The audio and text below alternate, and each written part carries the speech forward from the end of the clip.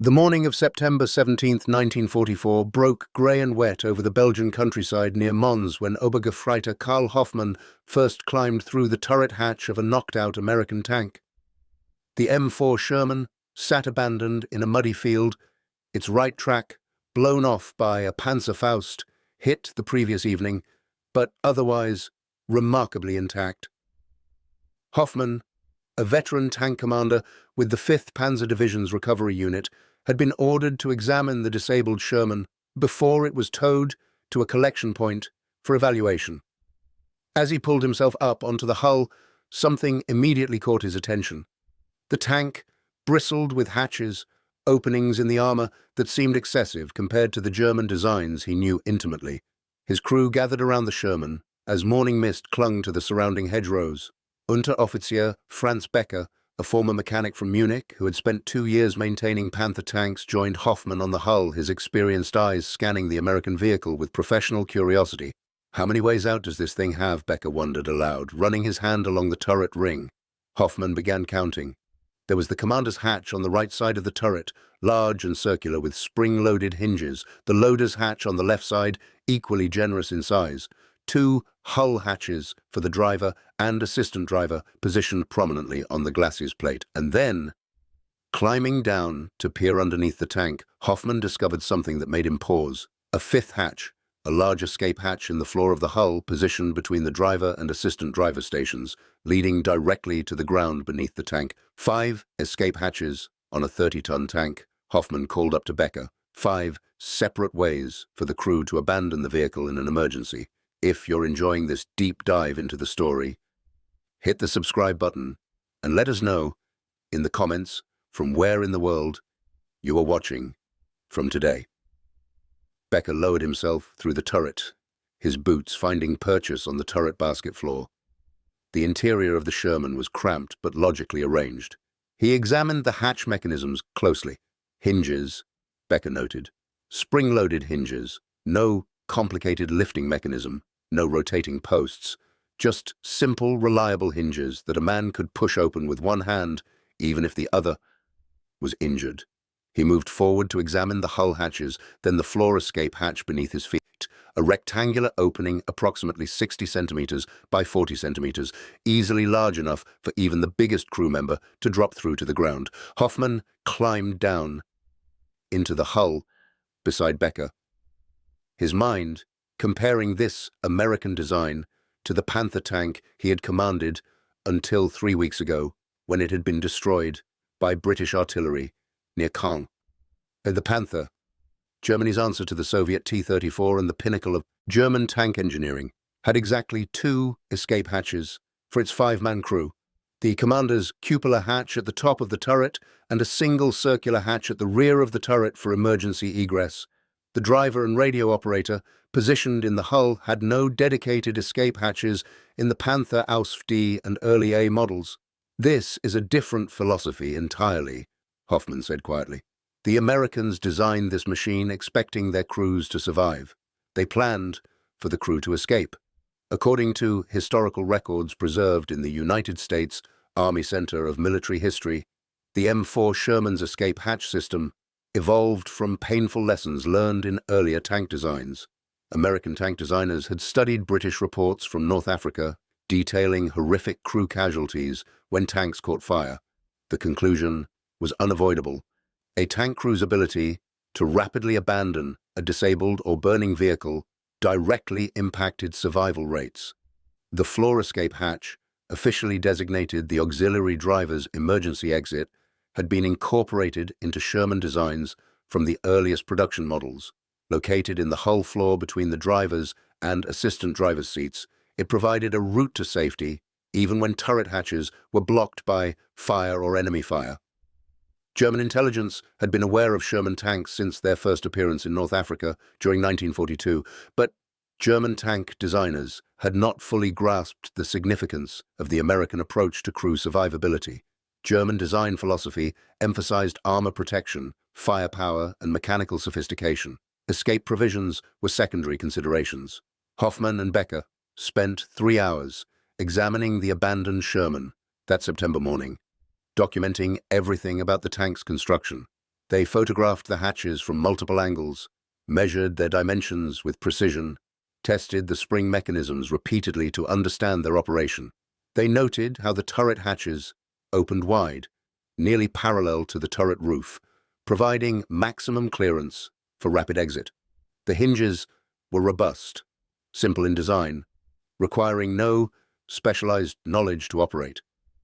Becker paid particular attention to the floor escape hatch, the feature that most distinguished American design philosophy from German practice. The hatch was positioned strategically behind the thickest frontal armor, in an area where the hull floor was only half an inch thick compared to the 1-inch armor elsewhere. This positioning meant that crew members could drop through to the ground and use the tank's hull itself as cover while crawling away from the vehicle. The American designers had clearly thought through every aspect of the evacuation scenario, Becker observed. This is not an afterthought. This is fundamental to the entire design. Every crew member has a planned escape route that does not depend on anyone else's actions. Hoffmann examined the spring-loaded mechanisms on the turret hatches more closely. These were beautifully engineered in their simplicity. A torsion spring provided assistance in lifting the heavy armor covers, meaning even a wounded man with limited strength could push open the hatch with one hand. The hatch would stay open once raised, held by the spring tension, rather than slamming shut. In a German tank, hatches were either simple hinged affairs requiring full strength to lift, or complex mechanisms with rotating posts that could jam if the vehicle was damaged. The contrast with German tank designs became increasingly stark as their examination continued. In a Panther, the hull crew faced a desperate situation if the tank was hit and caught fire. The driver, seated on the left side of the hull, could theoretically exit through his vision port by first removing the armored cover, a process that required unfastening multiple latches, then squeezing through an opening barely 30 centimeters wide. This aperture was designed for vision and firing the hull machine gun, not for human egress. The radio operator, positioned on the right side, faced identical challenges with his own vision port. In theory, Wehrmacht training manuals listed these vision ports as emergency exits. In practice, veteran crews knew the brutal reality. A man in full winter combat gear, wearing equipment belts and carrying personal items, simply could not fit through such a narrow opening in the seconds available when a tank was burning. Both hull crew members could alternatively attempt to reach the rear turret escape hatch, but this option presented its own nightmare scenario. The path required climbing over or around the engine firewall, a metal barrier separating the crew compartment from the engine bay. Then they had to navigate through the turret basket supports, the metal framework that connected the rotating turret to the hull floor. If the turret was traversed to face forward, the normal combat position, these supports and the basket floor itself created barriers that were nearly impossible to pass quickly. Even assuming the hull crew member successfully navigated these obstacles, he then faced the final challenge of actually reaching and exiting through the rear turret hatch. If the turret crew had already evacuated, the hatch should be open, but if the turret crew was killed or wounded, if the turret was jammed by damage, or if smoke and fire obscured the route, the hull crew member faced minutes of desperate struggle rather than seconds of rapid escape. If the turret was traversed facing forward, Becker observed, our hull crew would be trapped. The turret basket blocks access to the rear hatch unless the turret is turned to specific positions. The Americans solved that problem here, Hoffmann replied, tapping the floor escape hatch with his boot. The hull crew doesn't need the turret crew's cooperation. They just drop through the floor and they're out. By mid-afternoon, Hoffmann had completed his preliminary assessment. His field report's conclusion was straightforward but troubling. The M4 Sherman provides its 5-man crew with 5 independent escape hatches, all featuring simple, reliable mechanisms. By comparison, our Panther tank provides 2 escape hatches for 5 men, with the whole crew dependent on either extremely difficult emergency exits through vision ports or coordination with the turret crew. That evening, as darkness settled, Hoffmann climbed into the tank one final time, positioning himself in the driver's seat. He looked up at the large hull hatch directly above his head, imagined the floor escape hatch beneath his feet, and tried to envision being in this position when the tank was hit. The driver has 3 ways out, Hoffmann realized, 3 independent escape routes for one man. He thought of Hans Kruger, his driver in the Panther destroyed near Caen. Kruger had died in his seat, trapped by limited escape provisions when fire had blocked access to the turret. The vision port exit had proven impossible under combat conditions. Kruger had burned to death while the turret crew escaped. The Americans understood something we did not, Hoffmann said to Becker. They understood that a tank's effectiveness is measured not just by its ability to destroy enemy vehicles, but by its ability to keep trained crews alive to fight again. On September 20th, the recovered Sherman arrived at the Wehrmacht tank evaluation facility at Kummersdorf, south of Berlin. Hauptmann Werner Klein, chief of the evaluation section, assigned Oberführer Friedrich Weber to lead a comprehensive assessment of the Sherman's crew survivability features. Weber, 41 years old, had survived 3 years as a panzer commander on the Eastern Front before a severe leg wound ended his frontline career in early 1944.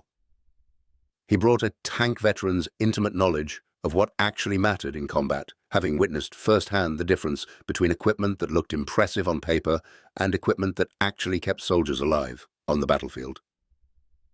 The Sherman arrived at Kummersdorf on a rainy afternoon, its olive-drab paint streaked with mud and shrapnel scoring.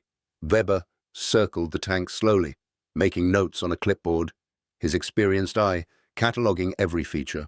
He had evaluated dozens of captured Allied tanks over the past months, British Churchills, Soviet T-34s, American Stuarts and Shermans, but he had never specifically focused on escape provisions until Klein's directive emphasized crew survivability as a primary assessment criterion. Weber assembled a test crew of 5 Wehrmacht tankers, recovering from wounds, men who would never return to frontline duty but whose experience made them ideal for this evaluation. Feldwebel Otto Richter, former Panther commander with over a year of combat experience, would serve as the test tank commander. Unteroffizier Paul Schmidt, who had served as a loader in Tiger tanks during the battles in Normandy, would evaluate the loader's position. Similar veterans, each with extensive combat experience in German armor, were assigned to the driver, assistant driver, and gunner positions. These men understood intimately what mattered in the seconds after a tank was hit. On September 21st, Weber conducted the first evacuation test. He positioned the 5-man crew in their respective stations inside the Sherman, then detonated a smoke grenade outside to simulate fire. The command was simple: evacuate immediately using the quickest route available. The results were startling. Commander exited through the commander's hatch in 4 seconds. Loader through the loader's hatch took 5 seconds. Gunner and driver exited through their hull hatches in 5 and 6 seconds. The assistant driver, testing the floor escape hatch, dropped through to the ground in 7 seconds. Total evacuation time for all 5 crew members, simultaneous egress through independent hatches, was 7 seconds from command to the last man clear. Weber stood beside the empty Sherman, watching the 5 veterans standing safely away from the tank, and felt a cold knot form in his stomach. He knew, with absolute certainty, that German tank crews could not achieve anything close to this evacuation speed. 7 seconds, Weber muttered, making detailed notes on his clipboard. All 5 men clear in 7 seconds, all simultaneously, no coordination required, no waiting for the man ahead to finish. He looked at his test crew, who stood catching their breath after the rushed evacuation. Gentlemen, I want you to now evacuate using only the 2 hatches that would be available in a Panther tank. Simulate that the hull escape routes are blocked or non-existent. Use only the commander's cupola and the rear turret hatch. The crew climbed back into the Sherman, their faces now showing understanding of what this comparison would reveal. Weber detonated another smoke grenade outside the tank. This time, the evacuation became chaotic in ways that were both predictable and horrifying to witness. Richter, as commander, exited through the commander's hatch in 4 seconds. As before, his training and position gave him the quickest escape route regardless of tank design. But the other 4 crew members now had to exit through a single hatch, the rear turret position. They had to coordinate, establish an order of exit, wait for the man ahead to clear the opening before the next could follow. They had to navigate through the unfamiliar internal layout of the Sherman to reach this single exit point. The loader, positioned closest to the rear hatch, reached safety in 8 seconds. The gunner, having to move around the gun breech and traverse mechanism, took 14 seconds. The driver and assistant driver, simulating the Panther hull crew's desperate need to reach the rear turret hatch from their forward positions, took 23 and 27 seconds, respectively. Total evacuation time, using only 2 hatches, 27 seconds, nearly 4 times longer than when all 5 hatches were available. Weber watched the stopwatch and made careful notes, but the numbers only confirmed what his combat experience had already told him. In a burning tank, 27 seconds might as well be an eternity. This assumes perfect conditions, Weber noted in his report that evening. No injuries limiting mobility, no panic affecting judgment, no actual fire blocking routes or filling compartments with smoke, no incoming enemy fire forcing men to stay low. In actual combat conditions, when men are wounded and desperate, when coordination breaks down under stress, when visibility is reduced to 0 by smoke, the hull crew in a Panther faces a potentially fatal delay simply because they must wait for others to evacuate first. According to records from the United States Army Ordnance Department, American tank designers had consulted extensively with medical personnel when developing the Sherman. Army physicians had studied casualty reports and determined that time elapsed between a tank being hit and the crew abandoning it directly correlated with survival rates. Every second mattered. Weber conducted additional tests throughout the following week. He evaluated evacuation with crew members simulating injuries, finding that even with one arm unusable, crew members could still operate the spring-loaded hatches and exit rapidly. He tested evacuation with the turret in various positions, confirming that the floor escape hatch remained accessible regardless of turret orientation. He compared physical dimensions of each hatch opening. The Sherman's commander and loader hatches each measured approximately 50 centimeters in diameter. The hull hatches were rectangular, approximately 40 by 50 centimeters. The floor escape hatch was largest, roughly 40 by 60 centimeters, deliberately oversized to accommodate wounded men being pushed through. German Panther hatches reflected different priorities. The commander's cupola hatch measured approximately 40 centimeters in diameter, noticeably smaller. The rear turret escape hatch was circular, approximately 45 centimeters across. Both were functional, but reflected German emphasis on armor protection over crew comfort. The Panther driver and radio operator's vision ports were approximately 25 by 30 centimeters when armored covers were removed. Wehrmacht training manuals technically listed these as emergency exits, but veteran tank crews knew the reality. A man could theoretically squeeze through, but only if uninjured, had removed all equipment, and had sufficient time. In the chaos of a tank being destroyed, these vision ports were death traps. On September 27th, Weber prepared his preliminary report. He sat in his office, surrounded by photographs and test data, trying to find diplomatic language for conclusions that indicted fundamental aspects of German tank design. The American M4 Sherman demonstrates a design philosophy that prioritizes crew survivability as a combat multiplier. Weber wrote, "The provision of 5 independent escape hatches ensures that evacuation can occur rapidly and without coordination between crew members. This directly addresses the reality that tank crews who survive vehicle loss can return to combat in replacement tanks, while dead crews represent permanent losses of valuable training and experience." He continued carefully, "By comparison, German tank designs provide fewer escape hatches and more restrictive egress paths. The Panther, with 2 hatches for 5 crew members and no dedicated hull escape routes and early models, places its driver and radio operator at severe disadvantage. These crew members must rely on either impractically small vision port exits or difficult access to the rear turret hatch through a compartment potentially filled with fire and smoke." Weber's report included detailed technical drawings comparing escape hatch configurations. The visual contrast was stark. The Sherman's layout showed 5 large circles representing hatches distributed around the tank. The Panther's layout showed 2 smaller circles, both on the turret, with arrows indicating the convoluted path hull crew members would need to follow. On October the 3rd, Hauptmann Klein called Weber for a review. Klein sat behind his desk. Weber's report opened before him. "Your findings are accurate," Klein said without preamble, "but you need to understand the context. Every hatch is a weak point in the armor. Our designers chose to minimize hatches to maximize protection." "With respect, Hauptmann," Weber replied. "Survival rate statistics from frontline units suggest that decision was mistaken. Casualty reports from several Panzer divisions show that Panther crews suffer disproportionately high fatalities when tanks are penetrated and catch fire. The hull crew in particular has a very low survival rate." Klein nodded slowly. "I am not disagreeing. I am explaining why changing these designs now is impossible. We lack the industrial capacity, the time, and the materials.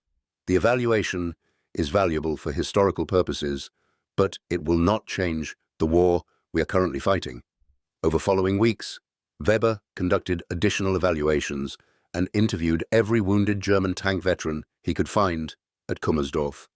The testimony from these veterans proved most disturbing. Obergefreiter Hans Müller, former driver in a Panther destroyed near Kiev, described being trapped when his tank hit and caught fire. The turret crew had evacuated, but Müller and the radio operator faced flames between them and the rear turret escape route. Müller attempted to exit through his vision port. "I could not fit through," Müller told Weber. "I had my winter coat on, my equipment belt. The opening was too small. I struggled for what felt like minutes. Finally, I removed my coat and equipment, then managed to force myself through. But Leopold, the radio operator, he was larger than me. He could not get out. He burned to death while I was climbing off the tank." Another veteran, Feldwebel Anton Becker, described his Panther being hit by Soviet artillery that killed the commander and loader instantly. With the commander dead, the cupola hatch was blocked by his body. "We had only the rear turret hatch," Becker explained, 3 of us trying to exit through one small opening while Soviet infantry was closing in. By the time we got the wounded gunner out, Ivan captured our radio operator before he could reach the hatch. Weber documented case after case of German tank crews dying or being captured because they could not evacuate quickly enough. The pattern was consistent. Turret crews generally survived, if not immediately killed. Hull crews frequently died, even when initially uninjured, trapped by inadequate escape provisions. The statistical analysis Weber compiled from wounded veteran interviews suggested that in Panther tanks penetrated by enemy fire, approximately 42% of hull crew members died even when the initial hit did not directly wound them. They died from secondary effects, fire, explosions, being trapped. By comparison, turret crew members who survived the initial hit had approximately 73% survival rate. If you find this story engaging, please take a moment to subscribe and enable notifications. It helps us continue producing in-depth content like this. By late October, Weber's evaluation had expanded to include comparisons with other Allied tanks. A captured British Churchill tank provided interesting contrast. The Churchill featured 6 hatches for its 5-man crew. British tank designers, having witnessed catastrophic crew casualties in earlier conflicts, had made crew survivability a fundamental design requirement. Soviet T-34 tanks presented a more complex picture. Early models had limited escape provisions. Soviet design philosophy emphasized armor protection and mechanical simplicity over crew comfort.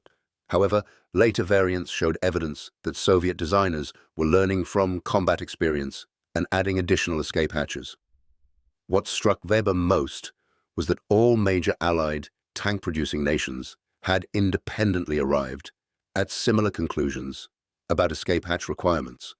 Despite different tactical doctrines and design philosophies, they all prioritized providing crew members with rapid, independent evacuation routes. Only German tank designs stood apart. On November 6th, Weber received an unusual visitor. Oberst Klaus Reinhardt, formerly a regimental commander in the 5th Panzer Division, arrived with specific instructions from Panzer Corps headquarters. Reinhardt wanted to understand why his regiment was suffering disproportionately high crew casualties relative to vehicle losses. My division has lost 37 Panther tanks in the past 2 months, Reinhardt explained. Of 185 crew members in those tanks, 71 are dead. That is a casualty rate exceeding 38%. By comparison, American Sherman crews we have destroyed seem to escape much more frequently. We watch Allied tanks burning and see crews getting out, running away. When our tanks burn, our crews too often burn with them. Weber spent 2 hours presenting his findings. Reinhardt listened intently, his face growing increasingly troubled as implications became clear. "You are telling me," Reinhardt said finally, "that our tank crews are dying unnecessarily because of design decisions made years ago, and that there is nothing we can do to correct this." "Nothing structural," Weber confirmed. "The tanks are built. We cannot add hatches without major modifications in workshop facilities we do not have.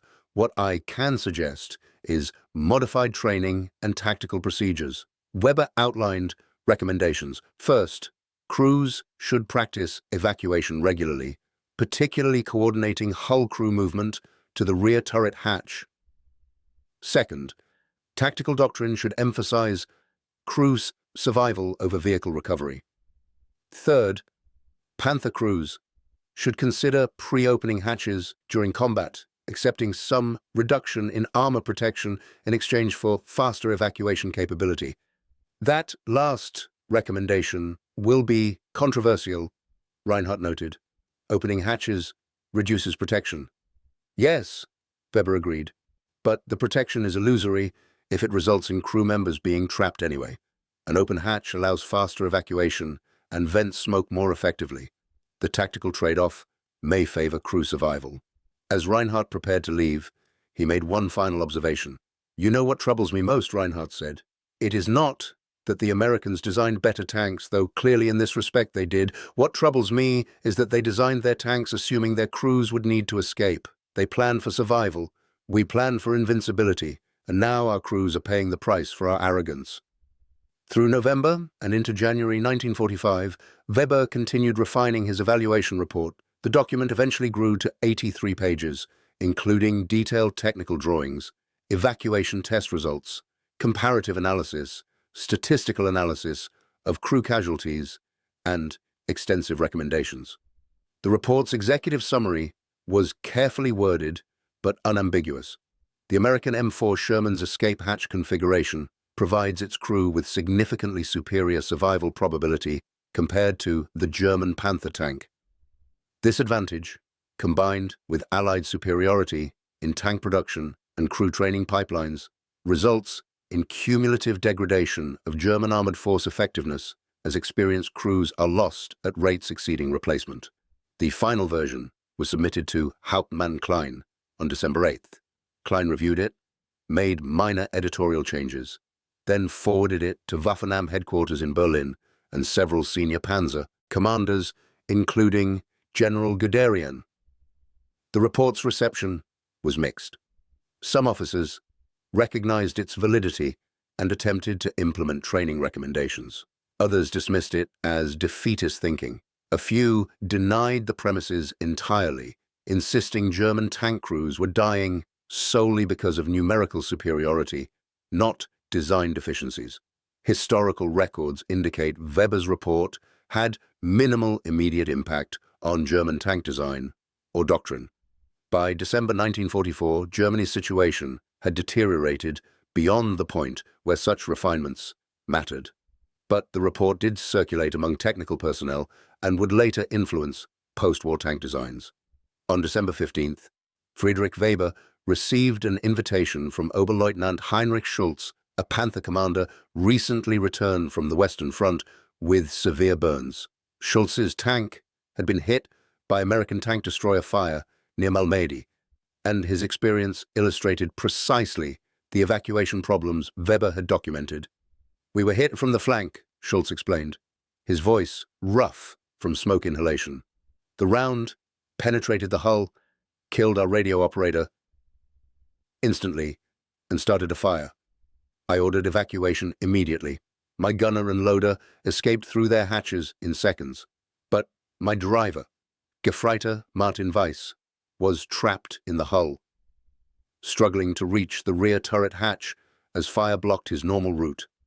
"I could have exited through my cupola hatch," Schultz said. "I should have, but I could hear Martin screaming, trying to get through the flames, so I stayed, trying to help pull him up through the rear hatch. He finally reached it, but by then both of us were badly burned.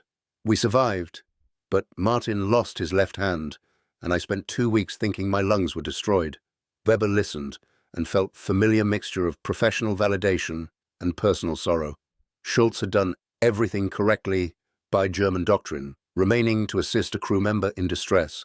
But he had paid a terrible price for a design limitation that should never have existed. "Have you seen American tanks?" Schultz asked.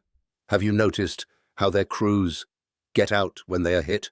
"Yes," Weber replied. "The Americans provide escape hatches for every crew position. Their men do not depend on others for survival." "We captured a Sherman 2 days before my Panther was destroyed," Schultz said. "I climbed inside it.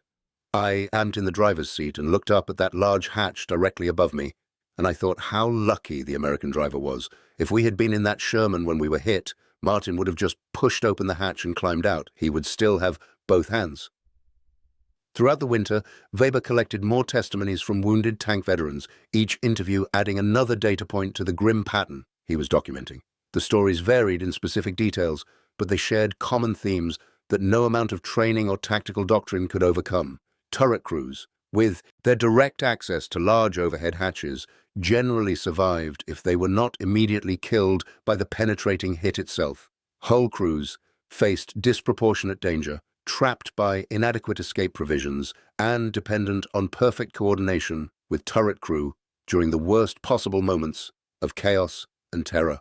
Obergefreiter Johann Braun, only 18 years old, had served as radio operator in a Panther for exactly 3 weeks before his tank was destroyed by American fighter bomber attack near the Rhine. His youth and inexperience made his testimony particularly poignant. The fighter had strafed the tank with machine gun fire and rockets, starting fires that spread through the engine compartment with terrifying speed, exactly the scenario that American tank designers had planned for when they incorporated multiple escape routes. Braun's account of the evacuation was brief but haunting in its simplicity. The commander, gunner, and loader were out in seconds through their hatches, Braun explained, his voice flat with the emotional numbness common among traumatized young soldiers. "They just pushed open their hatches and climbed out. I could see them through the smoke. But the driver and I, we were trapped in the hull. The fire was between us and the rear hatch. We could not reach it. The smoke was getting thicker every second.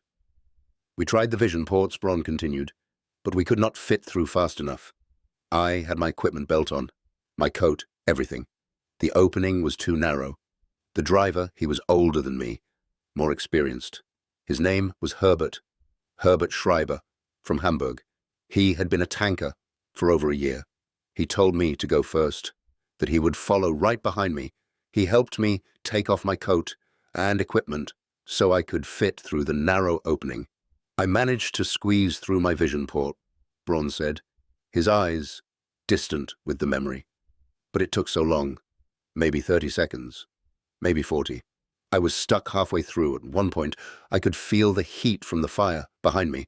When I finally got out and looked back at the tank, I expected to see Herbert coming out right behind me, but he was still inside. I waited, but he never came out. The tank burned, and Herbert burned with it." Braun's testimony concluded with a question that Weber found himself unable to answer with anything approaching satisfaction. "Why did they build the tank this way?" Braun asked, his young face showing confusion and anger beneath the burn scars. "Why did they not give us proper exits like everyone else? The Americans have them. Everyone knows the Americans have them. We captured a Sherman once and I saw inside it. Their driver has a big hatch right over his head. He can just reach up and push it open. Why did we not have that? Why did Herbert have to die because he could not fit through a hole designed for looking through, not for escaping through?" Weber included Braun's question verbatim in his final report, along with his own commentary. "The question remains unanswered in any satisfactory way," Weber wrote in his careful, precise handwriting.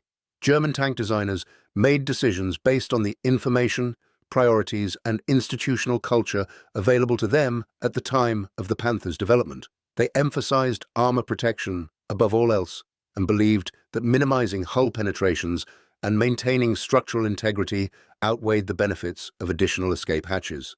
They assumed that German tanks, with their superior armor and guns, would rarely be penetrated. They were mistaken in these assumptions, but understanding why they were mistaken requires examining not just technical decisions, but the institutional culture and tactical assumptions that shaped German tank development throughout the war. On April 3, 1945, Weber evacuated from Dresden with the last technical personnel. The captured Sherman remained behind, eventually captured by Soviet forces. Weber himself was taken prisoner by American forces on April 27th and spent months in POW camps before being released in October.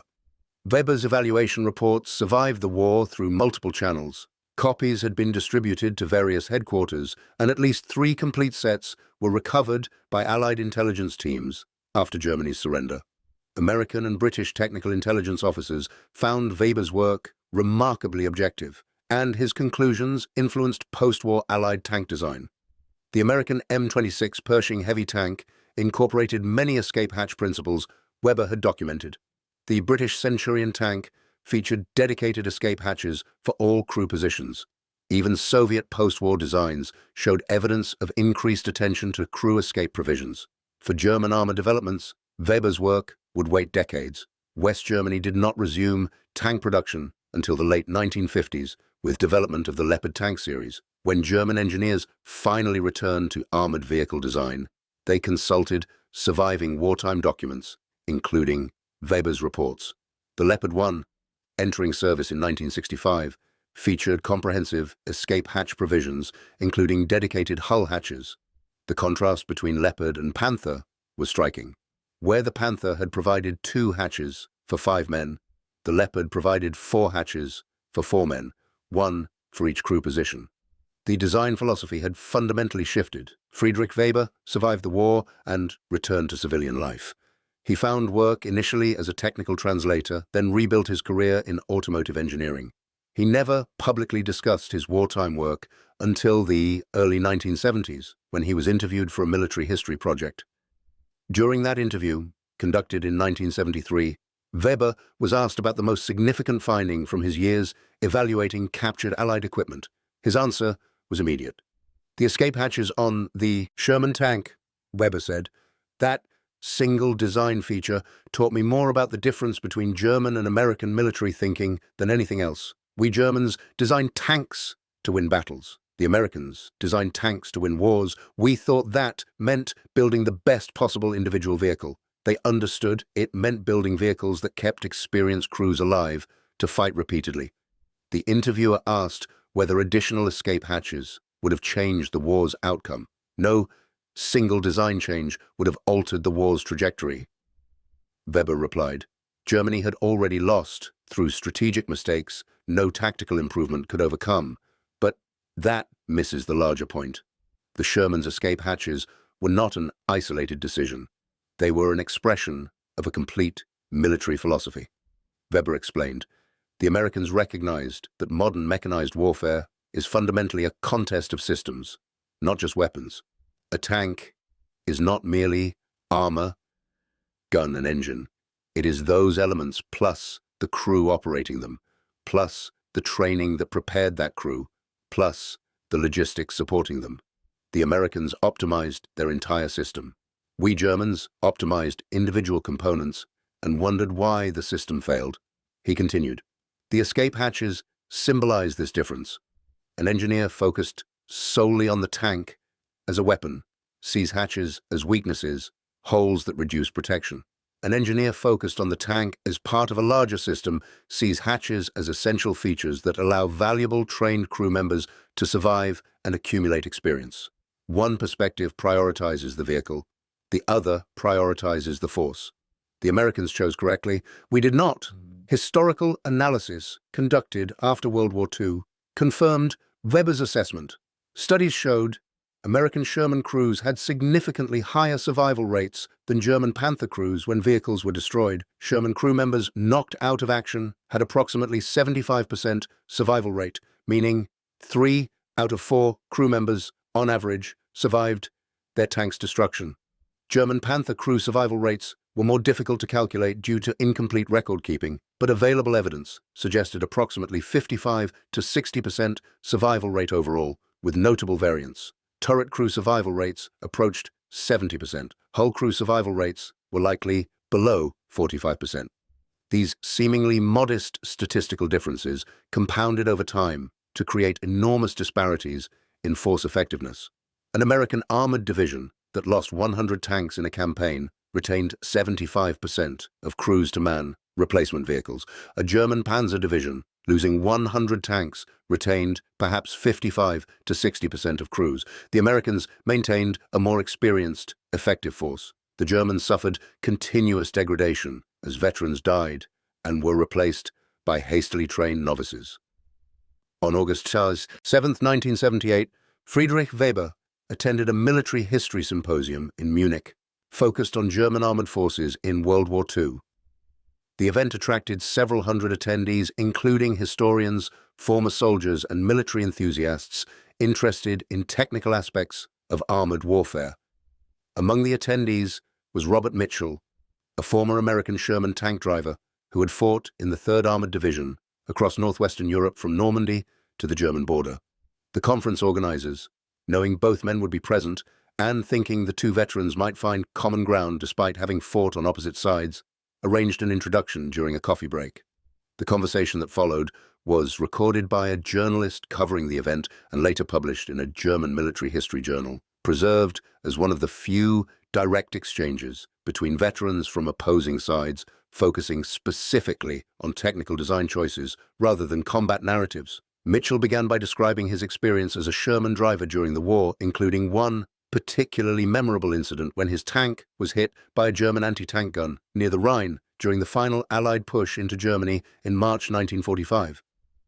"We took a round through the front armor that killed my assistant driver instantly and wounded our gunner seriously," Mitchell recalled, his voice still carrying emotion decades after the event.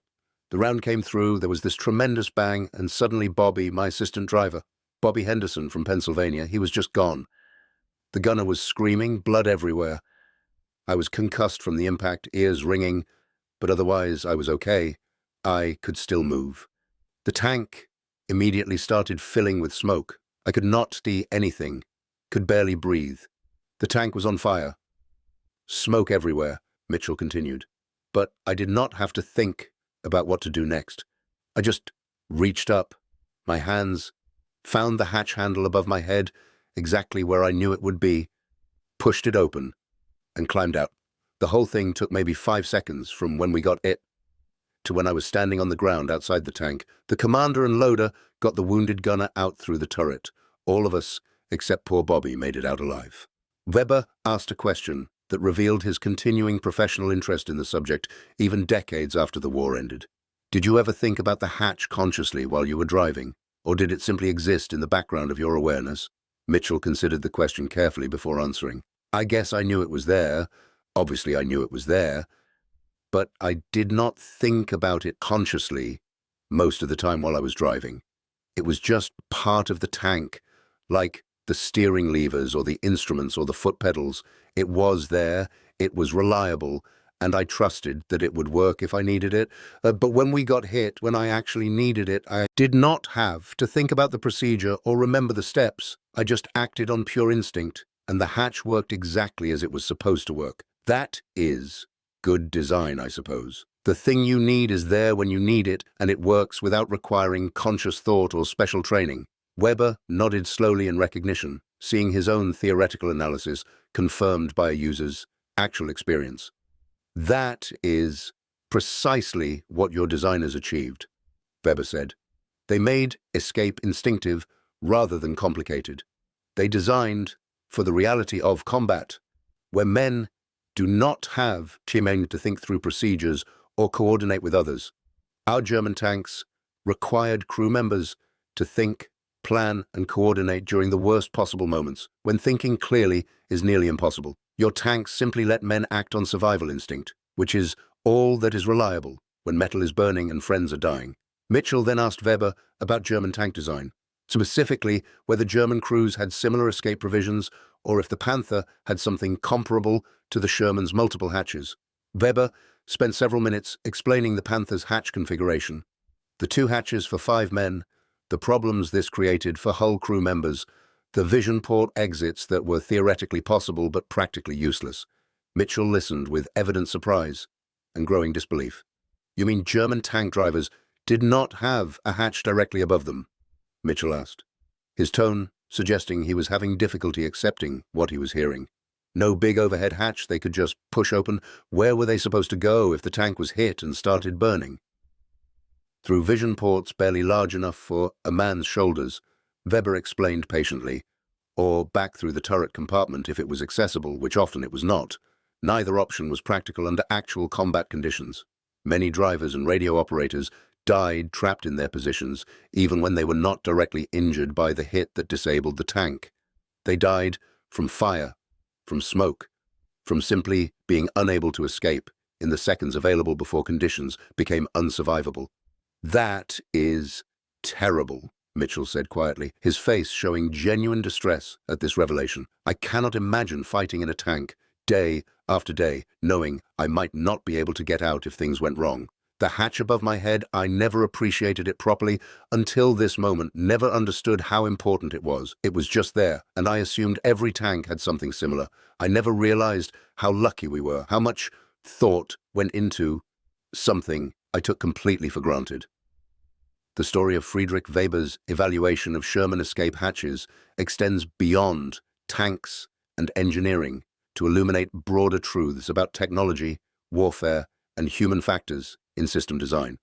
The Sherman's 5 hatches versus the Panther's 2 represented fundamentally different philosophies of how to design military equipment. German designers faced a real dilemma. Every hatch compromised armor integrity. The decision to minimize hatches was not irrational given the assumptions of that time. German doctrine emphasized technical superiority and armor invulnerability. Under those assumptions, minimizing hatches made sense. American designers faced the same dilemma, but approached it with different assumptions. American doctrine anticipated sustained combat over extended campaigns. American planners expected tanks to be destroyed regularly and recognized that maintaining force effectiveness required preserving experienced crews. Under those assumptions, prioritizing crew escape capability made sense even at some cost to armor integrity. Both approaches were logically consistent with their underlying assumptions. The critical difference was which set proved more accurate in actual combat. German assumptions of technical superiority and armor invulnerability failed as Allied tanks, anti-tank weapons, and air power improved. American assumptions of sustained attrition and the need for crew survivability proved accurate as grinding campaigns demonstrated. The technical lessons from this story have been learned and relearned across military history. The fundamental recognition that military equipment design must prioritize the humans operating that equipment remains embedded in modern vehicle development. Every crew position must have rapid, independent egress capability. Emergency escape provisions must be designed assuming worst-case scenarios. Human factors and crew survivability matter as much as technical performance metrics.